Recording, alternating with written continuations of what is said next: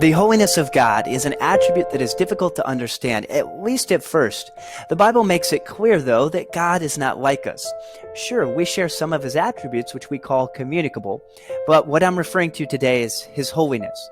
Consider this brief definition from Carm.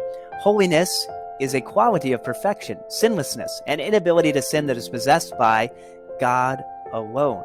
As Christians, we are called to be holy, 1 Peter 1:16, but this does not refer to our nature. Instead, it's a command of our practice and thought. We are to be holy in obedience, 1 Peter 1:15. God has made us holy, though, through his Son, Jesus Christ, Ephesians 1:4, 1 Peter 2:9. Unbelievers need to see compassion in our lives, especially right now, as we seek to speak and live with them so that they can understand the true nature of God's holiness. Consider this passage in Isaiah 57. For thus says the one who is high and lifted up, who inhabits eternity, whose name is holy.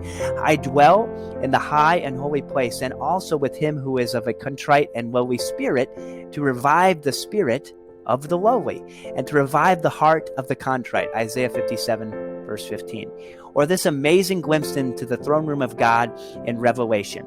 After this, I looked, and behold, a door standing open in heaven, and the first voice which I had heard speaking to me like a trumpet said, Come up here, and I will show you what must take place after this. At once I was in the Spirit. Behold, the throne stood in heaven with one seated on the throne, and he who sat there had the appearance of jasper and carnelian. And around the throne was a rainbow that had the appearance of an emerald. Around the throne were 24 thrones, and seated on the thrones were 24 elders, clothed in white garments with golden crowns on their heads. From the throne came flashes of lightning, and rumblings, and peals of thunder. And before the throne were burning 7 torches of fire, which are the 7 spirits of God. And before the throne there was, as it were, a sea of glass, like crystal. And around the throne, on each side of the throne, are 4 living creatures full of eyes in front and behind. The first living creature like a lion, the second living creature like an ox, the third living creature with the face of a man, and the fourth living creature like an eagle in flight. And the 4 living creatures, each of them with 6 wings, are full of eyes all around, and within, day and night, they never cease to say, Holy, holy, holy is the Lord God Almighty, who was and is to come. And whenever the living creatures give glory and honor and thanks to him who is seated on the throne, who lives forever and ever, the 24 elders fall down before him who is seated on the throne and worship him who lives forever and ever. They cast their crowns before the throne, saying, Worthy are you, O Lord and God, to receive glory and honor and power, for you created all things, and by your will they existed and were created.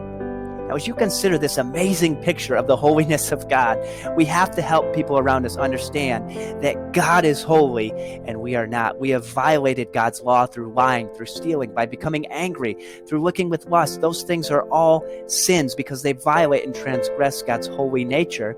And as such, we deserve his wrath. Hell is a very real place. It's a very sad place, but it is the just penalty for violating God's law. The reason we don't think so is because we underestimate God's holiness. But when we have a right view of God, we can see that he is holy and worthy of praise and honor and glory. So if you have not put your trust in the death, burial, and resurrection of the God-man Jesus Christ, make today the day, because you don't know how much time you have left. God is holy, and we need an alien holiness. We need an alien righteousness, the righteousness of Jesus Christ.